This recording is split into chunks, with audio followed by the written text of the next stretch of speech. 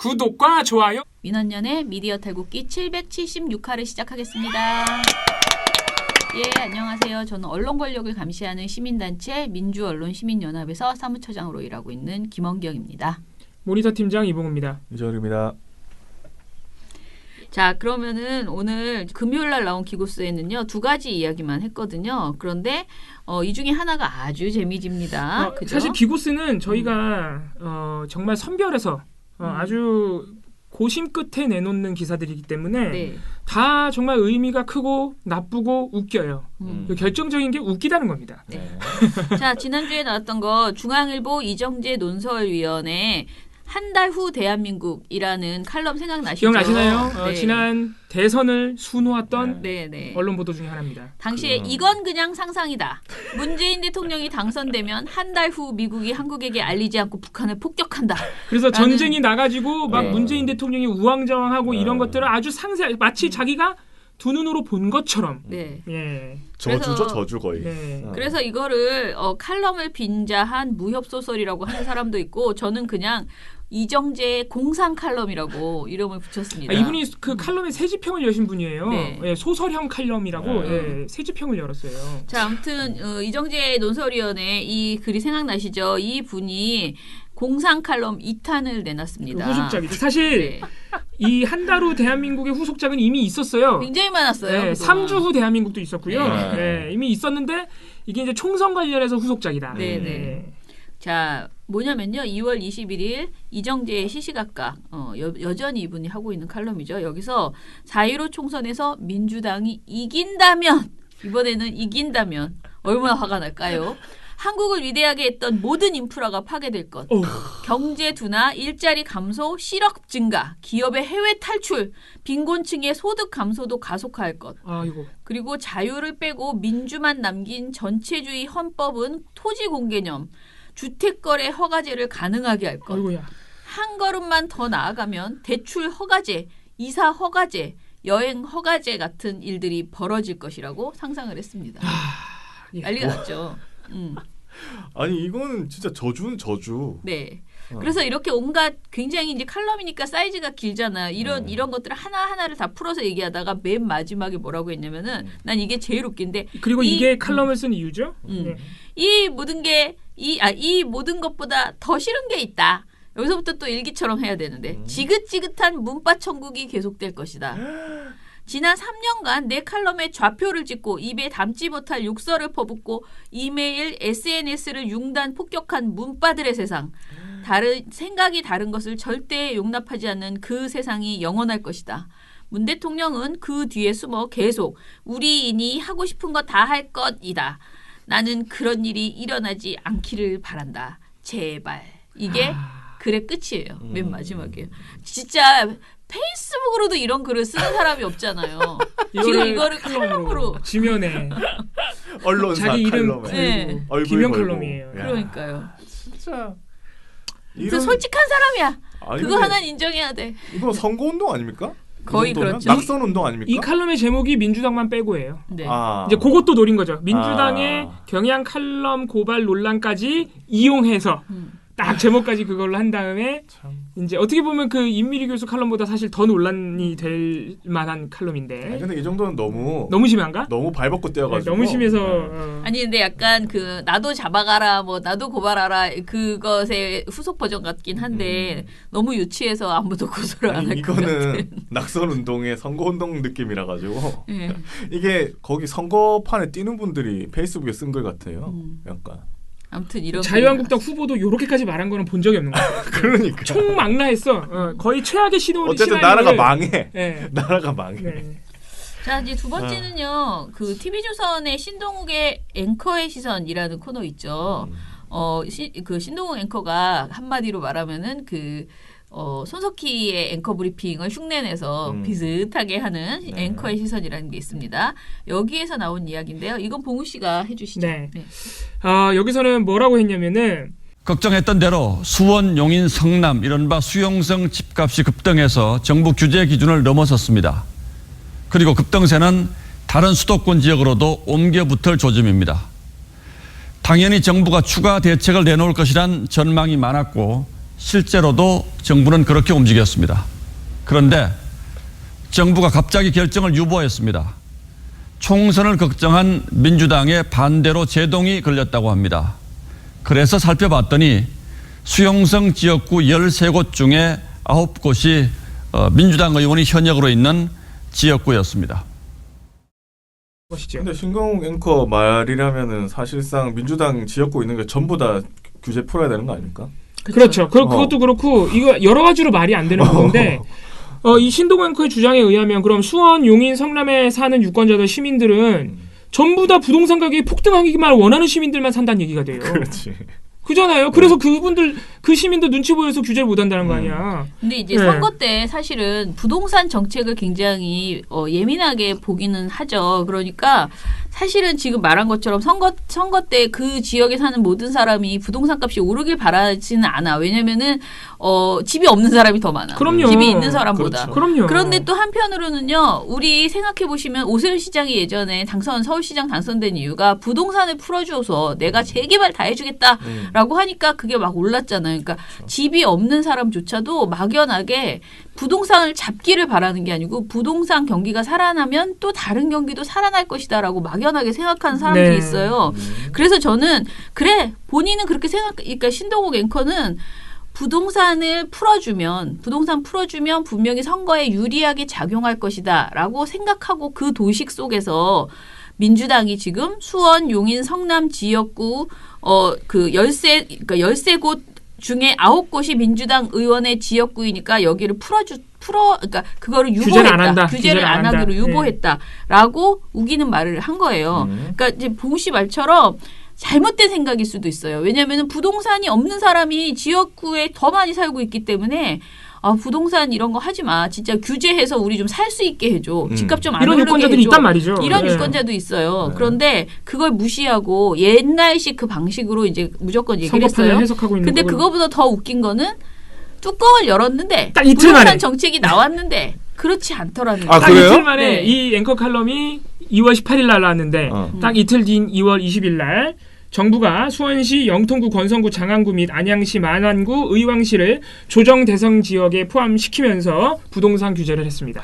아니 그러면 수완이 신동욱 포함된 앵커는 뭘 근거로 그렇게 얘기한 그냥 거예요? 안 하고 있네. 그러면서. 유보했다라고 전해졌습니다. 그랬잖아요. 그러니까 유보할 것이다라고 이게 소문이 들려옵니다라는 식이었던 것이죠. 왜냐하면 18일은 일단 발표를 안 했으니까 이때 뭔가를 말하는 건 사실 다 점치는 거죠. 그러니까 되게 바람잡이하는 기사인 거예요. 아니 신동욱 앵커의 시선이 아니고 바람잡이라고 해야 네, 되나? 바람잡이에요. 근데 저는 진짜 사실 이런 기사가 정말 나쁜 기사라고 생각하는데 특히 선거 국면에서 왜냐하면 이 기사 안에는 진짜 갖가지의 고정관념이 다 들어가 있어요. 그 그쵸. 고정관념을 언론이 깨줘야 되는데 그걸 이용하고 있죠. 특정 정당을 위해서. 그러니까. 왜냐하면 예를 들어서 유권자들은 부동산 가격이 화랑이 되는 부동산 시장이 화랑하기를 원한다. 그런 고정관념이 있을 수 있잖아요. 그거를 실제로 정치권이 이용하는 것 같고 그러면은 그 현상에 대해서 왜 유권자들은 부동산의 화랑을 원하는 것일까?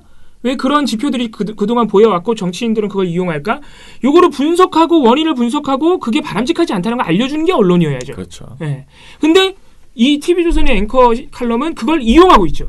그걸 악용하고. 심지어 잘못된 정보로. 네. 심지어 이틀 뒤에 뒤집어졌죠. 그러니까요. 네.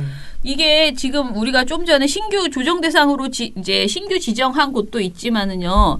기존의 조정 대상이었던 지역 중에서 일괄 상향 조정을 하는 거예요. 그래서 1지역이 아닌 곳도 2지역이던 곳도 오히려 올리고 그러니까 성남 민간 택지 그리고 수원, 팔달, 용인, 기흥, 남양주, 하남, 고양 민간 택지까지 수도권 그러니까 소유권 이정 등기일까지 전매 제한이 강화됐어요. 그러니까 지금 애초에 말할 때 신동욱 앵커는 뭐라고 그랬냐면은 총선을 걱정해서 수원, 용인, 성남 지역의 규제 조치를 유보한다 그랬잖아요. 그런데 실제로 이 조치 내용을 보면은 수원, 용인, 성남이 다 들어있어요. 다 들어간 거예요. 그러니까 애초에 조정 대상 지역이 아니었던 곳이 새로 포함된 것은 물론이고 네. 그동안 규제가 있긴 있었는데 약간 약했던 거를 더 강화시키고 성남 같은 경우에 그러니까 이렇게 된 지금 것이죠. 예. 정부가 선거에 불리하게 민주당 선거에 불리하게 지금 조치를 내려놓은 그러니까 거야. 지금 신동호 앵커 주장에 의하면 지금 현 정부가 민주당의 선거 패배를 위해서. 어떡해. 민주당의 선거 패배.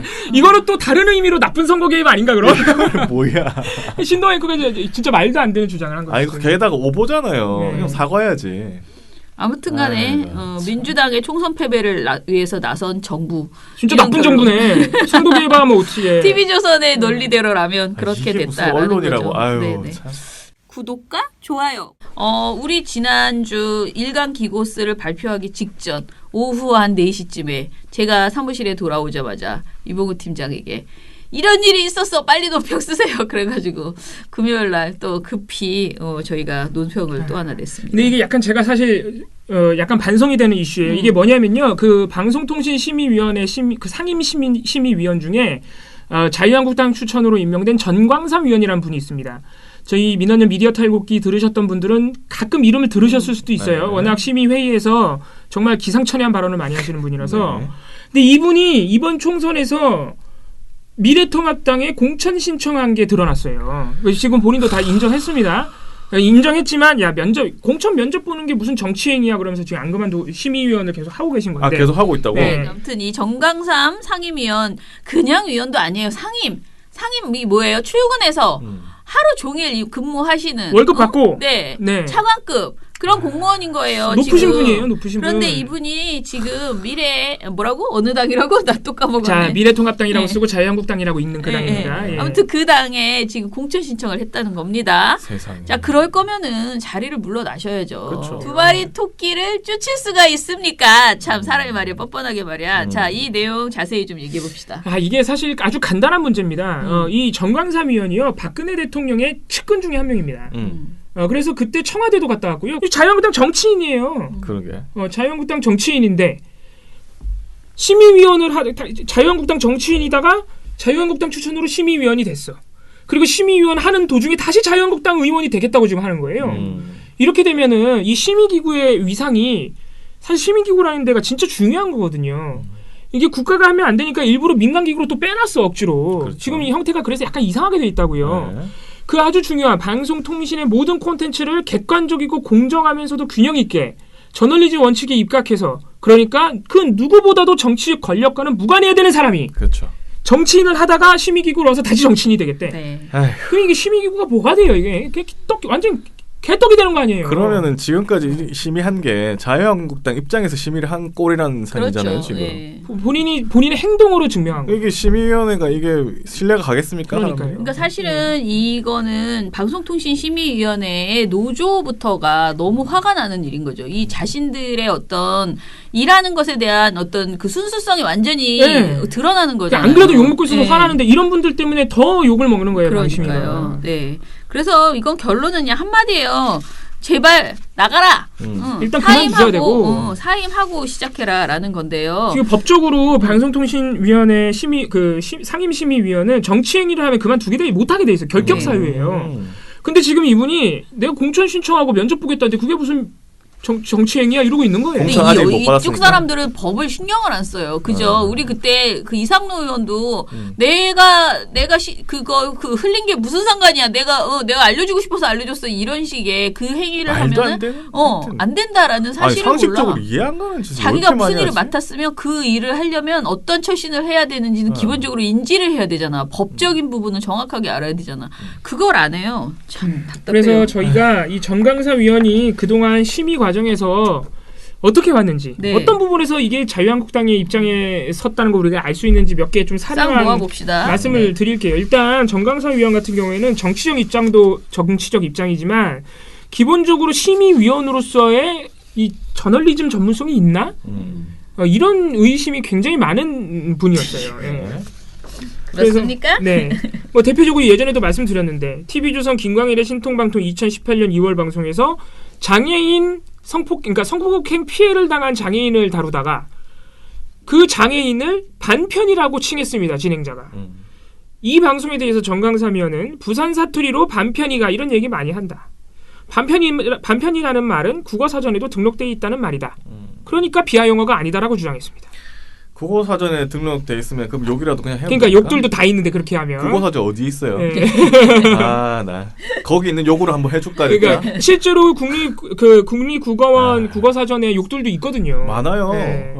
그리고 이제 정준영 성범죄를 다루면서 피해자 신상 정보를 노출하고 적나라한 성관계 용어 등을 썼던 채널A 김진애 돌직구쇼 2019년 3월 방송을 심의할 때도 전광삼 의원은 이런 식의 보도는 기자들 사이의 취재 경쟁에 따른 것이다. 본능적으로 기자라면 누구나 가지고 있는 그 경쟁심 때문에 나온 보도다. 그러니까 문제가 없다고 주장했습니다. 이게 되게 이거 어떻게 보면 기자들에 대한 모욕이거든요. 이거는. 본능. 아니 기자들이 성범죄 피해자 신상 정보를 노출하기 위해서 경쟁해요? 그러니까. 말도 안 되는 소리 하고 있는 거예요. 예. 자, 그리고 또 서지현 검사 당시에 그 미투를 전하면서 서지현 검사가 당했을 성추행 상황을 그 사파로 그린 적이 있었거든요.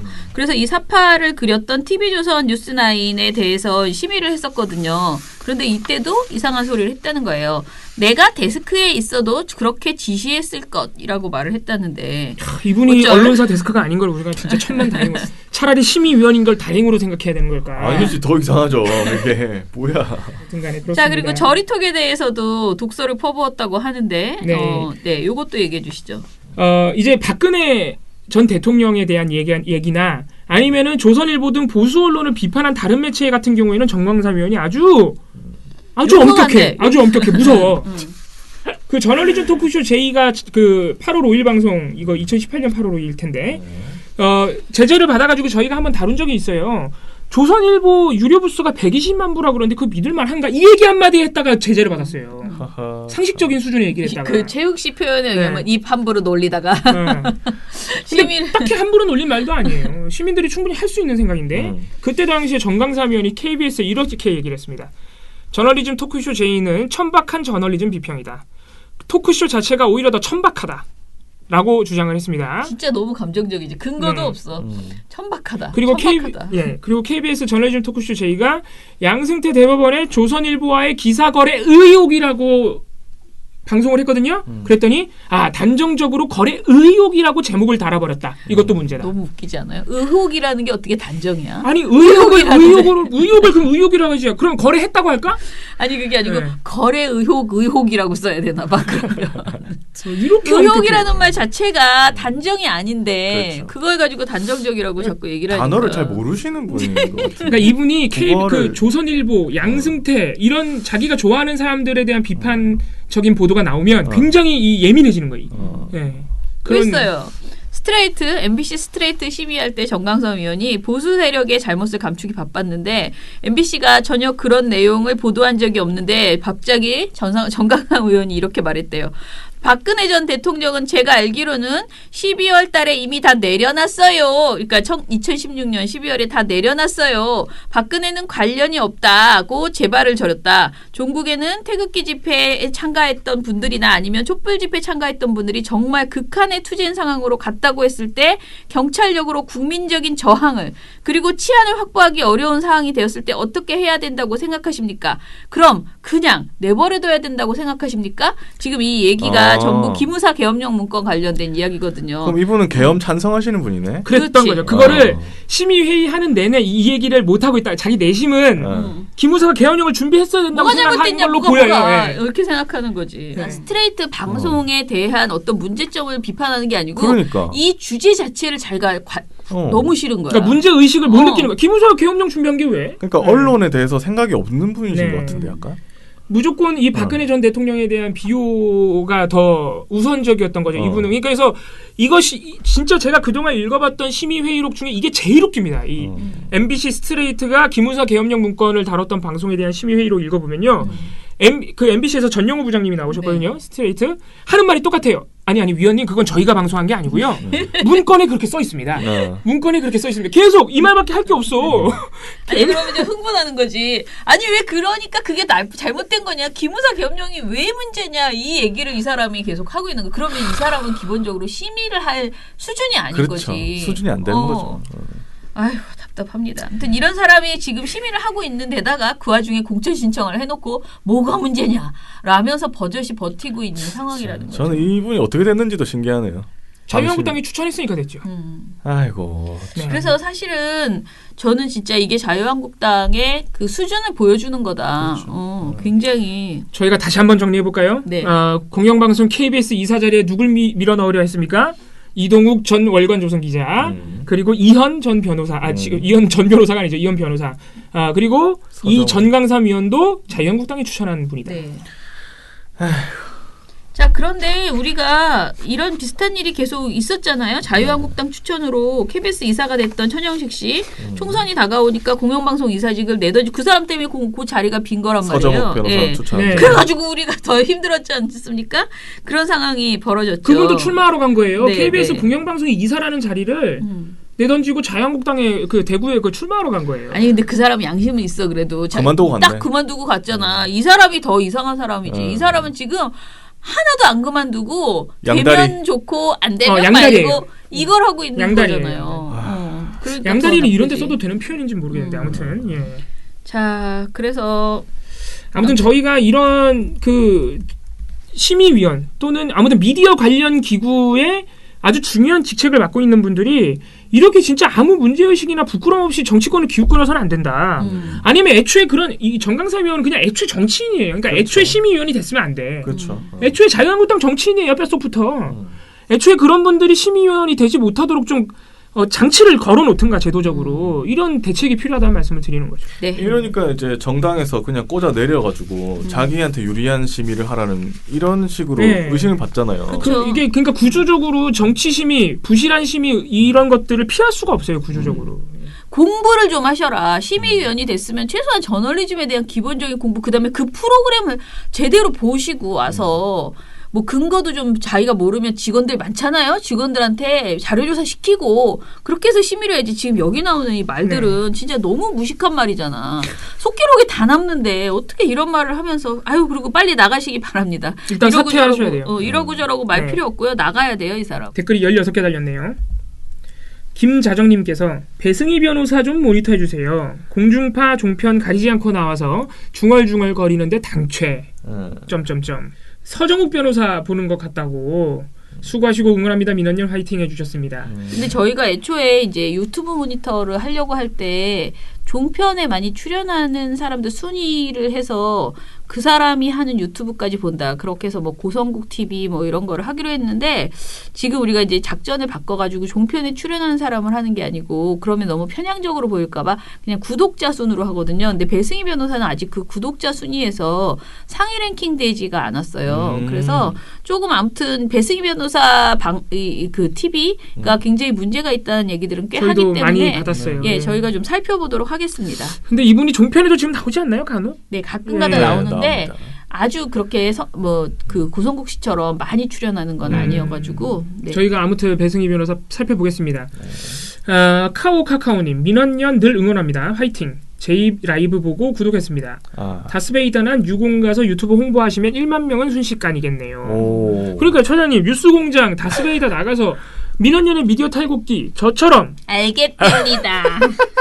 제가 한번 망신을 당하겠습니다. 제가 그 어려운 저널리즘 토크쇼 공영방송 KBS의 라이브 방송에 나가서 라이브니까 그렇지. 네. 라이브는 나도 뉴공에서 한번 해보겠습니다. 제가 그 어려운 일을 그래가지고 했습니다. 혹시 예. 뉴공이 나 때문에 심의 걸릴까봐 제가 너무너무 있잖아요. 제작진한테 미안합니다. 이상한 사람들이 그 심의 넣으면 넣을 수 있거든요. 광고라고 우기면서. 뭘 그래서 광고에 우리 돈도 안 버는데 유튜브. 그래도 광고라고 우긴다니까요. 그럼 나도 하면 안 되겠네. 아니에요. 유튜브는 괜찮아요. 알겠습니다. 저도 다스베이다 가면 네. 꼭 그렇게 하겠습니다. 자, 그리고 최철우님, 이렇게 자기 편 안 들어주면 그냥 가만히 있는 사람도 다 나쁜 편이라고 우기는 그들을 가만히 놔둬도 되겠습니까? 제 물음에 아니라고 답하신 분들은 지금 즉시 총선 미디어 감시연대 후원 고고싱.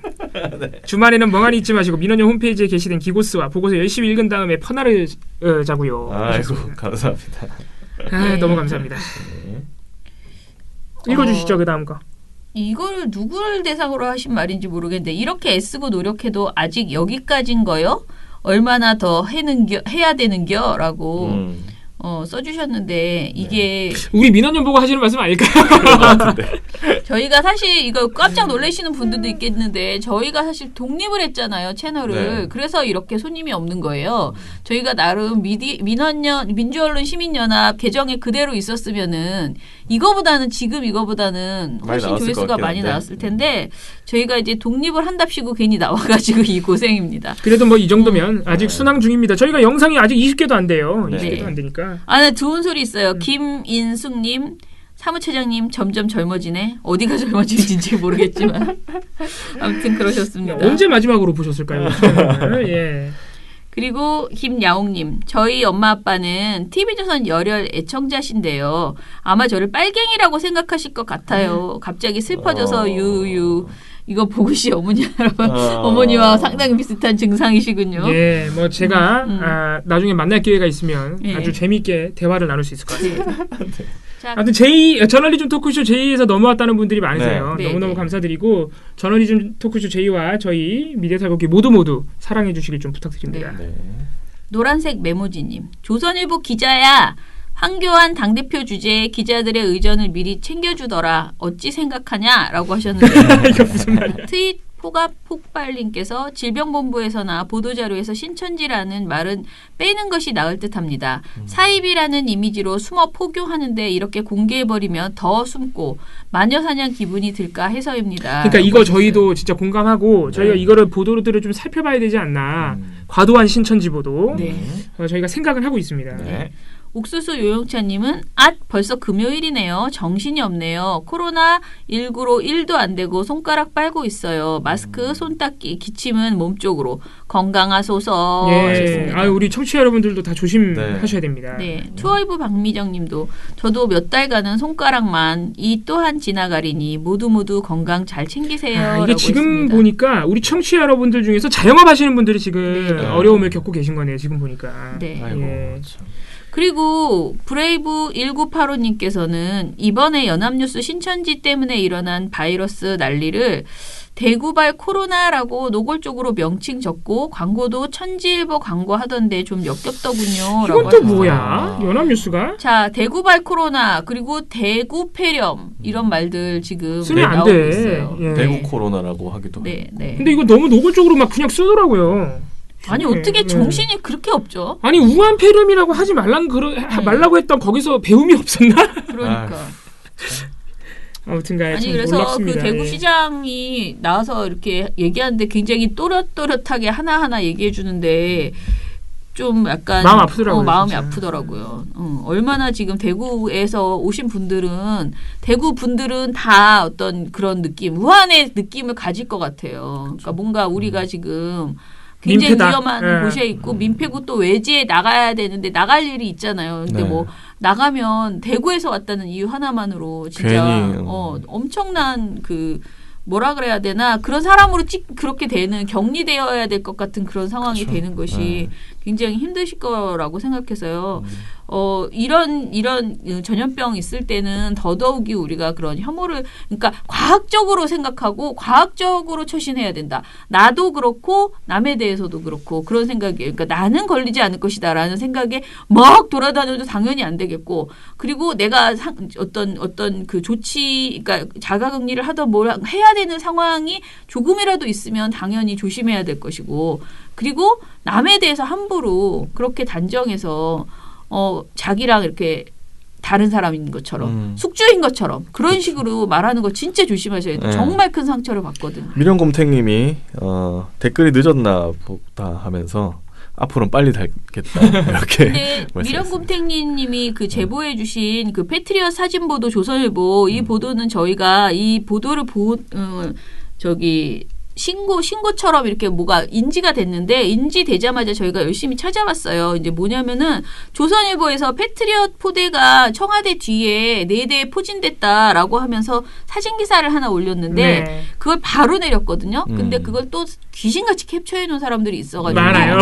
인터넷에 그게 막 돌고 네. 있었어요. 그런데 국방부가 20일에 조선일보의 패트리엇 포대 사진 보도에 대해서 국익을 해치는 행위다라면서 유감을 표명했습니다. 조선일보는 또다시 우리 군 전력을 담은 사진을 전면으로 보도했다. 필요할 경우 법적 절차 등 모든 조치를 취할 예정이다라고 국방부 대변인이 말했습니다. 이러한 보도는 국가 안보를 저해하고 서울 시민의 안전에 위협을 초래할 뿐 그곳에서 임무를 수행하는 우리 장병들의 소중한 목숨을 위협하는 행위다라고 이야기를 했습니다. 아니 그러니까 도대체 왜 그거를 그러니까 그거를 그렇게 보도해서 뭔가 우리의 어떤 군사적 위기 상황을 조장하려고 그러니까 했는지 일부러 그런다면 진짜 뭔지, 너무하잖아요. 네, 굉장히 상황 판단을 못한 그런 보도였다라는 생각이 들더라고요. 아니 이게 의도가 있다 그러면 진짜 아주 나쁜 악의거든요. 의도가 있다면 나라가 빨리 망해야 된다. 네, 진짜 이런 거의 그 의도인데. 수준으로 보도를 한다는 건데. 그거밖에 없죠. 뭐. 아무튼 그러했습니다. 심각합니다. 예. 자, 그래서 우리가 지금 선거 시기여서 선거 관련된 모니터에 집중하고 있고요. 지금 최근 오늘 아침 회의에서 우리가 사무처 회의에서 아무리 그래도 코로나19 관련해서 혐오로 몰아간다거나 뭐 그리고 코로나19를 선거에 이용하려고 하는 그런 정치인의 발언들 그리고 그런 언론 보도들 이런 것들은 우리가 같이 모니터를 하자라고 이야기를 했습니다. 그런데 이거 패트리엇 보도 같은 경우에는 너무나 순식간에 벌어진 일이고 또 군이 굉장히 강하게 비판을 했기 때문에 저희가 추가 보고서를 내지 않고 그냥 말았거든요. 근데 조선일보 진짜 사고 여러 가지로 칩니다. 진짜 네. 하루하루가 사고를 안 내고 지나가는 날이 별로 없더라라는 생각이 드네요. 자, 그럼 오늘 방송 이것으로 마무리하고요. 내일 또 뵐게요. 민원연의 미디어 탈곡기는 내일도 열심히 털어드리겠습니다. 탈탈탈 안녕.